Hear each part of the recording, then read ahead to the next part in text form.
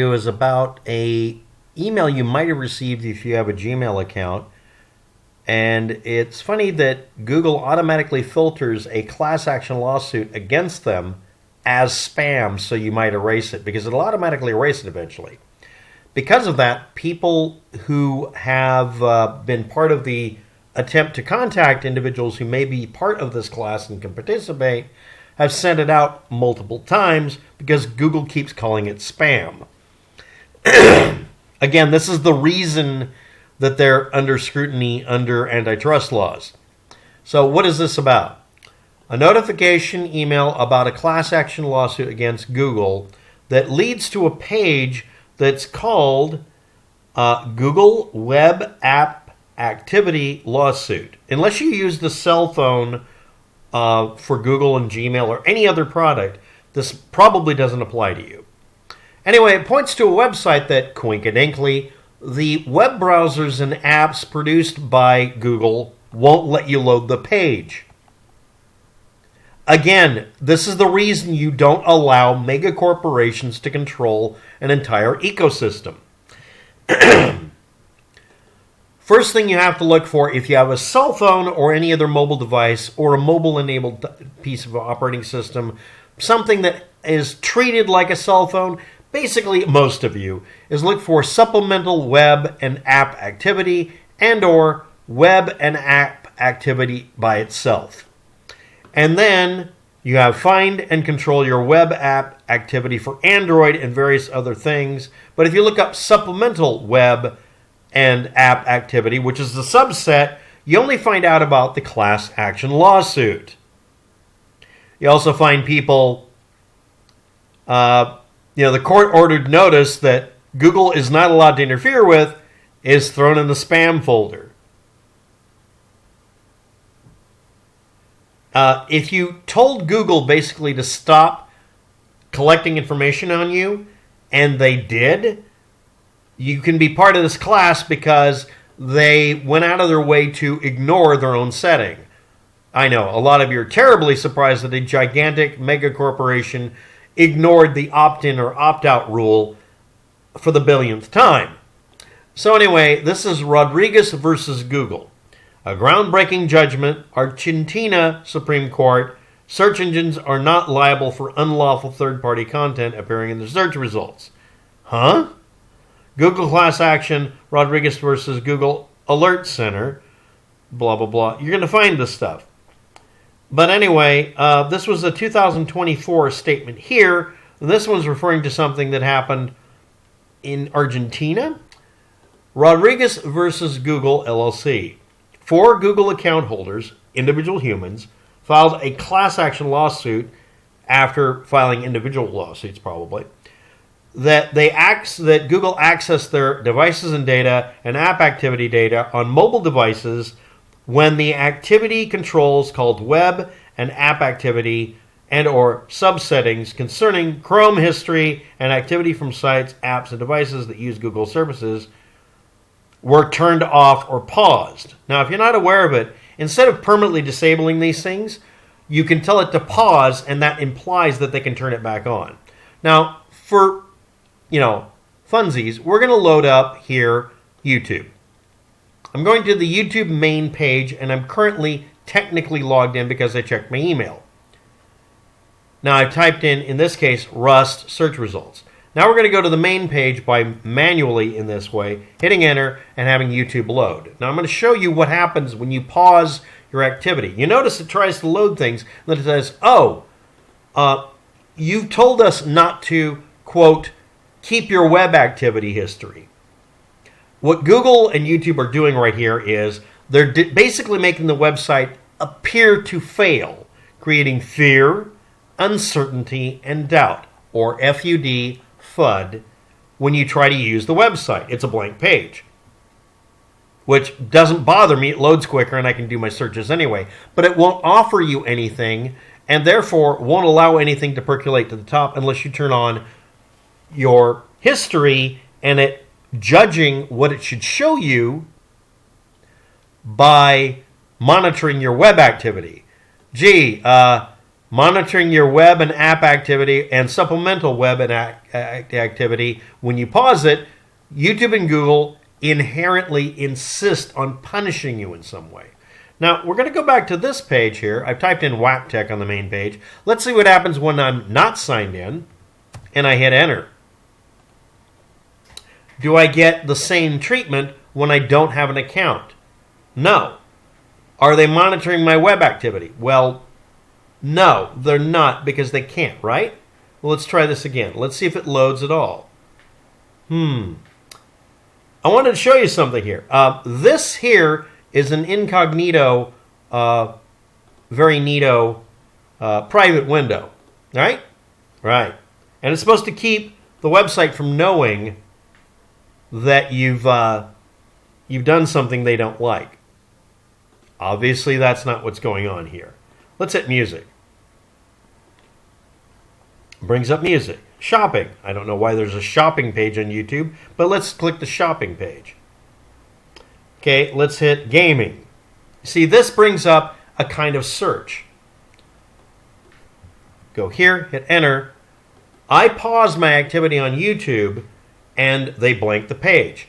I open it without having a login page, and it's supposed to show me stuff.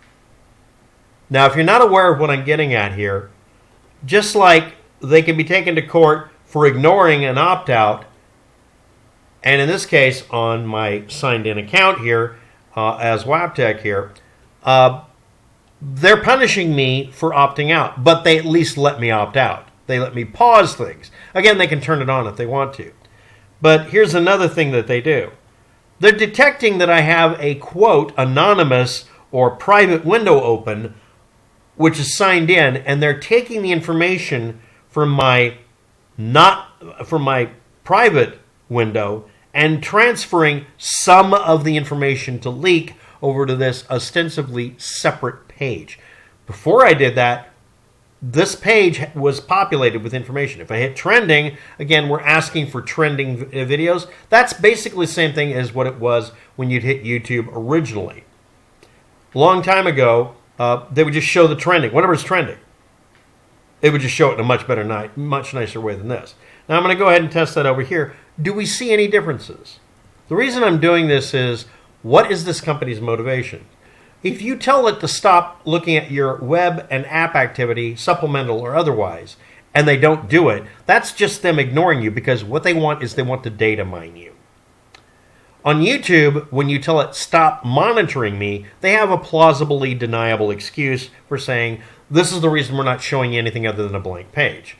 When you go to the trending page, you should see, however, the same thing. If you're not aware of it, the hack, if you want to know what it is, for when you hit this and you get a blank page, is go to the feed trending tab and you'll get basically the same thing. Right? Well, no, it's kind of not at all like that, but it's close enough. So you can have a populated page. I prefer a blank page, but finding out that if I go here and click the main page, that it shows me a blank page when it's supposed to populate it, that seems a little excessive. Well, now we test it.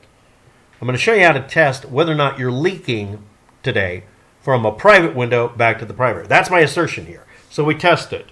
RUST, hit enter. Now I'm going to type in one more term, Rust Legacy. And unfortunately, this will bring up Legacy of Rust, which is a Doom version. But okay, we get Rust Legacy pages. Now if I sort it by upload date, let's do that real quick. That way we get the latest videos about Rust Legacy, I hope, instead of Legacy of Rust Doom.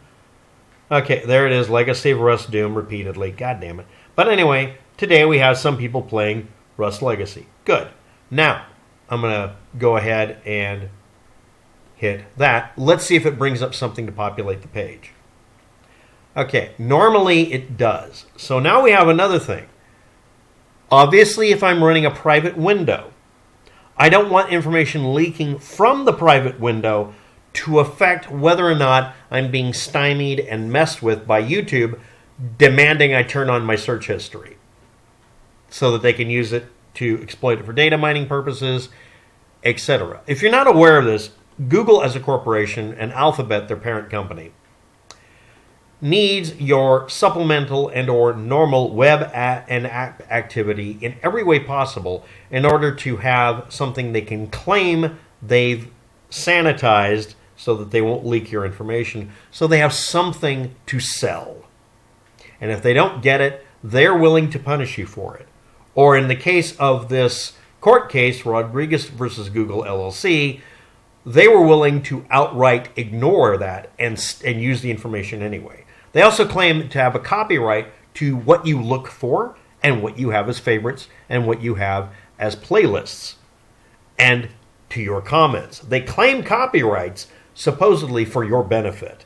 Again, when you pause because they won't let you disable anything, they claim that, well, since you're stopping us from monitoring your activity, we have to give you a blank page every time, unless you click the right button. But I've overtly, it's not implied, it's overt. If I open up a private window, it shouldn't leak to any other window. That cross-contamination between even the same program, like Firefox in this case, opening a page shouldn't be able to happen.